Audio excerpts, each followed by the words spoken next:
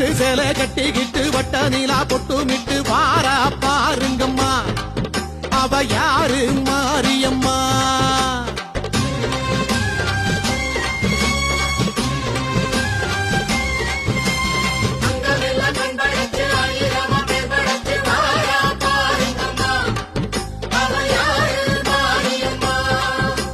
சமயபுரத்தா அவ சக்தி படைச்சா, கண்ணழகு மின்னி வர கண்ணபுர மேட விட்டு வாரா மாரியம்மா, இப்ப வாரா ஊர்வலம்மா.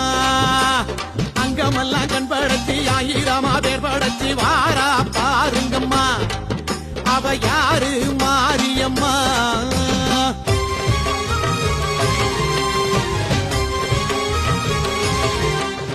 கஞ்சுதல நாகம் ஒன்று கொஞ்சி விளையாடுதம்மா, காணவா